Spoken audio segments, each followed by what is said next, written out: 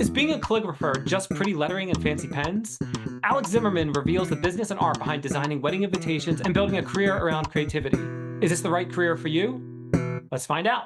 Today on Time We Discuss, I want to welcome Alex Zimmerman, and it's time we discuss what it's like working as a calligrapher slash wedding invitation designer. Alex, thank you for joining me today. Thank you for having me. Absolutely. This is cool. I know very little about calligraphy. I know what it is, but as far as how you do it, the tools involved, I know zero. So let's start there. Talk to me about what do you need to do? What do you need to have in order to do calligraphy? Really not that much. You need a pointed pen, like a pen holder and a nib. You might have seen like the old-timey like pens that people write like with the feather quill. It's not that, but there's like a little nib that makes a little triangle. And when you put pressure on it, like you dip it in the ink and you put pressure on it and the ink releases onto the paper. So it's actually really cool. So really you just need that, ink and paper. Are there different types of pens, or is it all in the nib and that's it? There's different nibs. So, it's actually funny, each nib has, like, their own little, like, brand, and it has, like, a font that goes with it, and some people think that if I get this nib, I can write like the font, but that's not that's not the case at all. So okay, so talk to me about that. How do you? So one of the questions I did have lined up to ask had to deal with like different fonts, quote unquote fonts.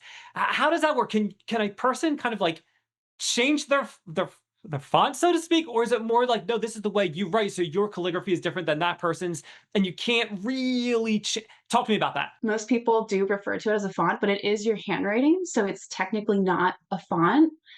A lot of people who do calligraphy, people who've been doing it for a while, have different styles, but it's essentially all their handwriting. So everybody's calligraphy style will be unique to them, just like how everybody's handwriting is unique to them.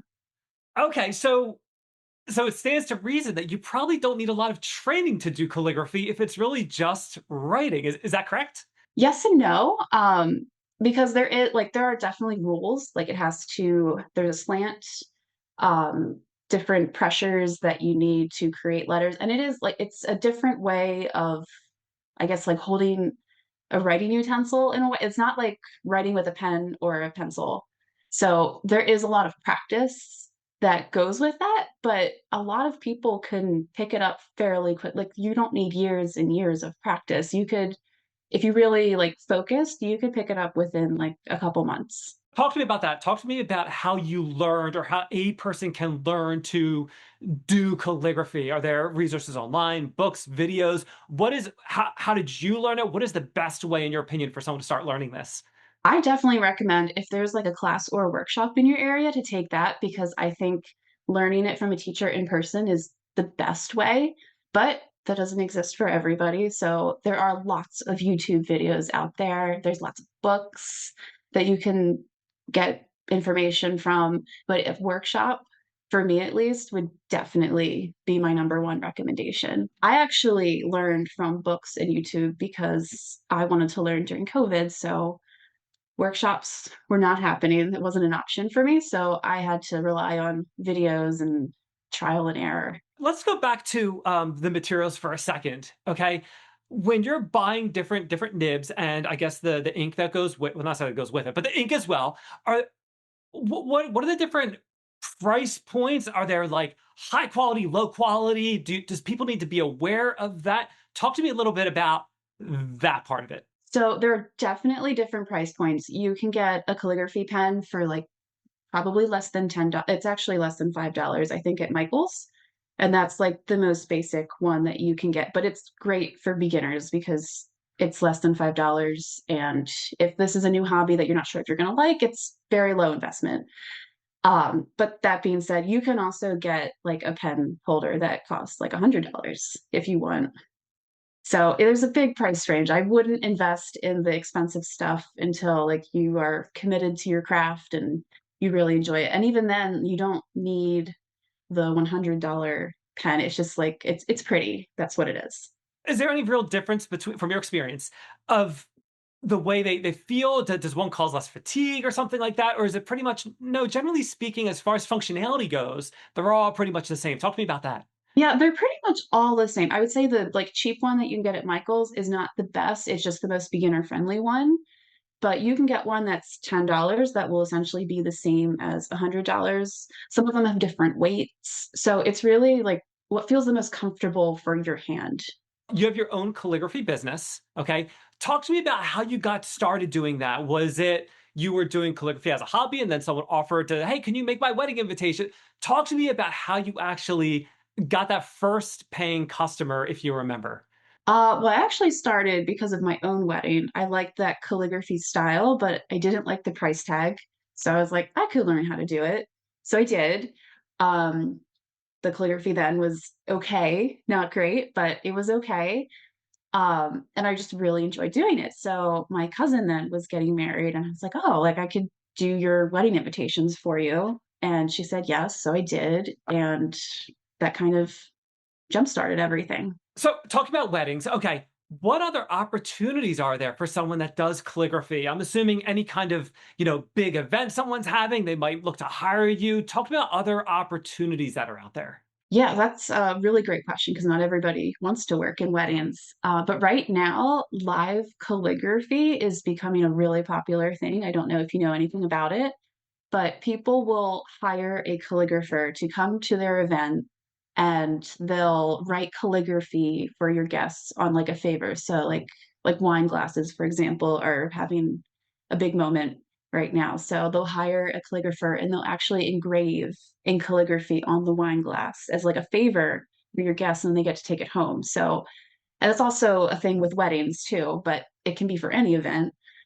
Um, it's like you get a favor from an event, and usually it has like a branding of like the company or whoever is throwing it, and that kind of just sits maybe in the back of the closet or like it gets thrown away. But with this, you get something, you get to choose what the calligrapher writes on it. So it's a little more personalized to each person, and they're actually probably going to use that. So that's one thing. Actually, brands do the same thing. They'll hire a calligrapher to come in, like Mother's Day, for example, they'll hire somebody to come write calligraphy on perfumes or candles or whatever they sell. So that's another way that a calligrapher could make some money too, is connecting with brands. That is so cool. I had no idea something like that existed. I had a vague idea of the live stuff. Because I know that's kind of very trendy right now. I was talking with Emily. She is a caricature artist. We talked about doing that live. And just recently, someone commented on our video talking about they want to do that, but they get so nervous in front of people, which also made me think about you and, are nerves an issue? We'll hang on that for a second. Is that an issue for you when you're doing calligraphy, something that's so specific and detailed? What's that like doing that live? For me, it's not a problem at all. Like I've practiced a lot. If you're new to this, you definitely want to get practice before you just jump in and do something live because you're gonna want to know like what you're gonna want to have more confidence in your skills. But I also used to be a teacher, so I'm very confident just quote performing in front of people. It doesn't really bother me that much. I'm used to being in front of a crowd. Kids are your worst critics. This is actually kind of good timing because, like that, when your episode does drop, it'll be in the summer. And that is traditionally, if teachers want to move into the field or out of the field, that might be a good opportunity. So, and we don't have to divulge anything you don't want to, but why did you leave teaching? Was it, you were making more money doing this? You enjoyed this more? Why did you leave teaching for this? So I was just getting very burned out. Teaching is a pretty intense profession, and I stopped teaching in 2022, so like right after the pandemic. And I think the pandemic really just took a toll on me because the school I was working with was also in person. So I wasn't just teaching kids in person, I was teaching kids on Zoom at the same time as teaching the kids who were physically in the classroom while also keeping them separate because we didn't know any better at that point. So that kind of burned me out, and I just needed to take a step back from that. So I did, and now I'm doing this. So, okay, now I have to go back to the brand stuff. Okay, how does a person get gigs like that? Is it a matter of calling up different companies and saying, "Hey, this is my business. I understand you have an employee appreciation day coming up or something like that." How does one get their foot in the door from that angle? That's a great question. You can definitely cold email people. You're gonna hear a lot of no's probably. I think the key is to find the right person to reach out to and make a connection.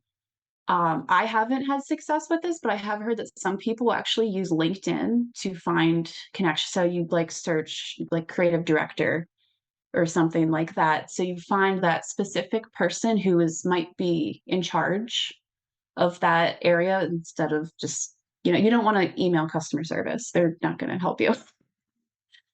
So there's that. Some people like to work with agencies. So you can pitch yourself to like a marketing agency and they'll be working with brands who might be putting on events who maybe want some kind of, guest experience. So that could help. You could even just pitch yourself to local businesses if there's events going on. Sometimes I will go to like a market.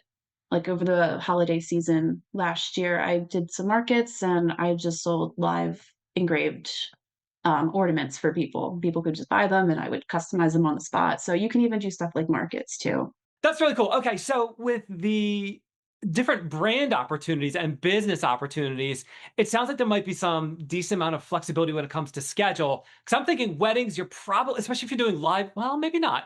No, okay, so yeah, let's talk about that. Let's talk about what your schedule typically looks like. Are you a nights and weekends kind of job? Is it all times a day? Is it you make it your own? Talk to me about your work schedule itself. Yeah. So if you were doing like a live experience, especially like a wedding, obviously that's going to be on the day of the wedding. Most people have weddings on the weekends, so that's when you would work. If you were doing like a brand activation with a company, then it's probably going to be in the evenings. It's going to be when people are shopping because that's the whole point of you being there is to entice shoppers to come buy the product. So yeah, mostly evenings, weekends. And that's actually why I also enjoy sprinkling in the wedding invitations is because I can do that whenever. I like being the only wedding vendor that doesn't have to show up on the Saturday or the weekend sometimes. That's very nice. When it comes to wedding invitations, how far in advance do you typically book that out? Do you book it out 6 months in advance, 3 months in advance? What does that typically look like? 6 months is good if you want the invitations. It gives us time to like make a design because most of the work I do is custom. So any time to design something, we go back and forth between revisions and wedding invitations need to be mailed like 10-ish weeks before your wedding. So like we need time to design it, production, so like printing, assembly, and then we all love the mail, the post office. So that's why I usually say 10 to 12 weeks before your wedding because you never know. You never know what's going to go with the with USPS. In doing what you're doing, do you find that your quote unquote busy season is more like March to October with a quieter winter, or is it pretty even keel, but maybe like some peaks in the summer? Talk to me about what people can expect from a seasonal approach. Yeah, so the winter actually is a little bit busier than like traditional wedding season because everybody needs their invitations before they go out. So every other wedding vendor will be scrambling, like spring, summer, fall, and then their quiet season is the winter. But for wedding invitations, it's a little different because you need to do it before the wedding. Now, when a person is doing one of these live events, I'm assuming it's a pretty much just get up and go. There's not a whole lot of stuff you have to take with you. Maybe a couple pens, some ink, some paper, maybe, and you're on your way and you get there. I'm assuming prep is pretty minimal. It can be. It depends on what they want. And it also depends on the surface too. So you can do calligraphy on almost any surface, but the tool will be different depending. So you can write in foil, calligraphy and foil on like leather goods, for example. That's popular too, like on luggage tags. So I would need to bring a different type of writing utensil for that. I'd have to bring the foil and then sometimes they supply the physical product. So if it's like a brand, they're going to supply the product because people have to buy it. But if it's like a wedding or a party or something, you might have to source whatever the favor is. So the glasses or the luggage tag or whatever they want. Let's talk about education again. I kind of want to just dabble back into that just very, very briefly. I'm assuming that you don't, unless you're doing design for wedding invitations or you're doing additional design work, you don't necessarily need any real formal education when it comes to calligraphy. You don't really need any kind of art background. Just you just need the materials and some resources to learn, and you're good to go, right? Yeah, I don't have a degree in graphic design. There's a lot of people out there who don't have a degree in graphic design and they're doing great. Looking at the job holistically as either a calligrapher, wedding invitation designer, both together, what, in your opinion, makes this the absolute best job? I love it because it's like you get to personalize something for somebody and they might cherish that for a long time. Like I know like wedding invitations, for example, people are like, oh, they always end up in the trash. Well, if you go buy some mass produced wedding invitation that doesn't feel special to you, then sure, it might end up in the trash. But if you get something designed for you that is personal and has little elements that like tell your love story on it, like, you're going to keep that for a long time and your mom's going to keep it and maybe your friends will even keep it too. Other side of the coin, what makes this the absolute worst job? Some people have a very specific vision, but sometimes they don't always have the words to express what they want. So I have to kind of make some creative I have to take some creative license to kind of decipher what it is that they want, and sometimes it's on point and sometimes it's not, and that's when we have multiple revisions that go back and forth, which is fine and totally normal. But I guess that would be my least favorite job or just like the request of, "Do you do this?" And it's like, "Oh, well, I do. I don't enjoy it, but I will." The mirror seating charts are definitely my least favorite. They're very intense, and they can be last minute because everybody's like you're getting your seating chart together at the last minute. You're collecting all the RSVPs, and it can also be very physical depending on how big the mirror is. I did a mirror that was 4 by 6 feet one time. It took me, I think, 3 hours to do quickly, and my hand hurt after that. I don't recommend doing it all in one sitting. I would never do that again, I think, but they can be pretty, like, physically labor intensive, and then you always have the people who, they don't realize that if, Aunt Sally isn't coming to your event anymore and she's a last minute no, like, you don't have to take Aunt Sally off the seating chart. We don't need to redo the whole thing. You can just leave Aunt Sally and nobody will notice. So, like, a lot of, like, the last minute revisions is like, "Oh, I'll do it," but it's really not that big of a deal. Talking more about this creative entrepreneurship that you have, okay?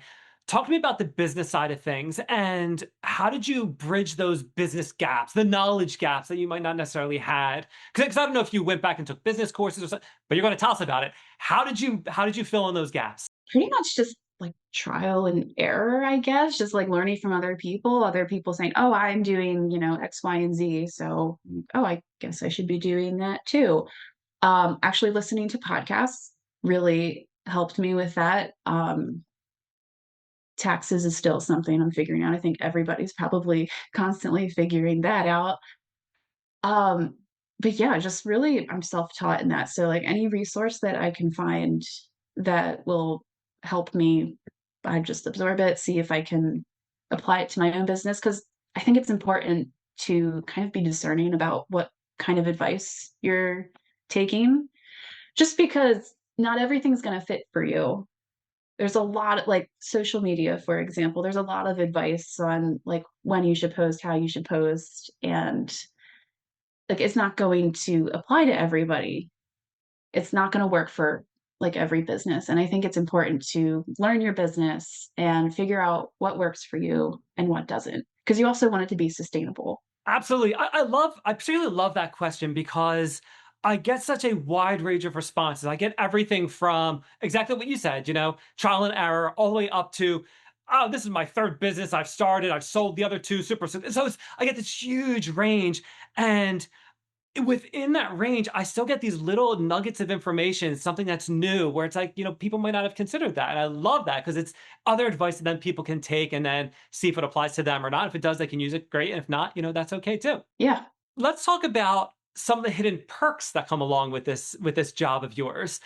Anything that you might not have expected that once you start doing it, it's like, oh, this is kind of cool. Nice little perk that I have with this. What would one of those perks be, if any? If you get hired to do a like brand activation with a company, and they want you to like write on calligraphy on perfumes, for example, you're going to want to ask for a sample so you can practice and make sure that you like can actually do it on whatever surface that they want. So you could get some nice little gifts for yourself. Um, Sometimes maybe this may or may not be a perk, I don't know, but you can also do like commissions in your studio like that. So like somebody could hire like it's Mother's Day and somebody wants to gift their mother a perfume that says Happy Mother's Day, but they want to pick out the perfume. You're not in an actual store. So they can buy the perfume, send it to you, and you can write on it, send it to them. Sometimes mistakes are made, which isn't, I don't know. That's why I say I don't know if this is a perk because you have to eat that cost. But sometimes mistakes are made and you could get some cool products that way. Not endorsing that at all, but it doesn't happen a lot. But there's just one other thing I could think of. Could or could not be a perk. I don't know. Other side of the coin that would be unexpected barriers to entry. And again, we kind of already touched on this, I feel like almost to very fully, but are there any other barriers that people might be aware of? We talked about the materials, not a whole lot of money there, not a whole lot of stuff itself. Education, not a whole lot of investment there. Are there any other barriers? Could location be a barrier? Competing online with other people? Any other unexpected barriers that people should be aware of? I mean, location could potentially be a barrier. It depends on what you want to do. Um, like if you are seeing a lot of calligraphers on social media doing all of these cool events, like in LA, for example, they have a lot of events there. Like, but you live in Montana, you can't expect that same business for yourself. But there, not to say that there aren't going to be opportunities where you are if you live in the middle of nowhere. It's just going to look a little bit different, and you might have to get creative, and you might even have to educate business owners around you and create your own experience of whatever you want that to look like. Um, and I think the biggest thing that holds people back is just like their own mentality and self confidence. I think a lot of people who learn this, it like they start as a hobby and they like doing it and they want to continue making money, even if it's just, a side thing where they make maybe 10,000 a year or something just for some extra spending money. Um, I think people get caught up in, oh, I'm not good enough. I'm not good enough. And they are good enough. It's just you're comparing yourself to somebody who's done it for, 10 plus years. So I was speaking with someone at the very beginning of the show, maybe like 30, 40 episodes in, and they had a name for that. And they're that thing that holds people back and just getting past that. Once you're able to get past that, just all kinds of doors open up. And that sounds really, really cool. Now, Alex, unfortunately, I am running out of time, but before I hand the floor over to you, I want to take a second and thank Tara Thistlethwaite for introducing us. Tara was in episode 140 as an event planner. Everyone, please go check out that episode. Link is in the description. And Alex, this is the part of the show where I like to offer my guests the opportunity to talk about a project they're working on, a cause they believe in, more about their business. So if there's something specific you'd like to discuss, the floor is yours. okay, thank you. So right now I am currently designing some semi-custom wedding invitations, and I'm hoping to publish them or release them sometime this summer, which will be really cool because semi-custom is still kind of custom, but it's at a lower price point. So people who don't have the budget but still want something that's personal can use a semi-custom line. And I'm also going to develop some calligraphy products. So like some hair clips, things like that, where you can order them and I can like write names on them. And so that should hopefully be coming this summer. That is awesome. I'll make sure I get those links from you. I'll put them in the description. They'll be in the show notes. They'll be all over the place where people are trying to find that information. They can easily find that. Alex, it's been absolutely awesome having you on Time to Discuss. We learned all about calligraphy and being a wedding invitation designer. Yeah, thank you for having me. Okay, so let's hit up some of the highlights with our conversation with Alex. First off, starting the business. You need a pen, you need ink, you need nibs. Total investment, pretty much nothing. So if you're looking to start a business with a low upfront investment, this could be the one for you. Next, education. You don't have to take any formal education for this. You don't need any degrees. You can look at videos, you can listen to podcasts, you can read books. So many different opportunities out there to learn this craft without a massive amount of debt. Now, one downside, if you want to call it a downside, is that this would be your own business. It doesn't sound like you can go somewhere and be the in-house calligrapher. That might exist, but it doesn't seem like that's going to be very common. Like so many of our other entrepreneurs, it sounds like you're also able to set your own schedule. You can have specific days you work, hours you work. You might have to do a good bit of planning ahead of time, especially if you're creating invitations. But generally speaking, it looks like there's a lot of flexibility here. You can work behind the scenes for weddings and not be at the wedding itself. You can also work live at different events as well. So many opportunities depending on what your interests are as it joins with calligraphy. The one really cool thing that Alex talked about was different information you get from different people. And I don't think anyone said this before. The idea that so many people have the quote unquote best advice for you, but it might not always directly relate to what you're actually doing. So it's important that you take whatever advice is coming in, from myself included, and see if this actually works for you. So when you're listening to people on social media, really look at that with a critical eye and think, does this really work for me? Really, really good information that Alex shared with us. So what do you think? Some good things, some bad things. Is this the best job for you? Let's keep exploring, and we'll see you next time on Time We Discuss.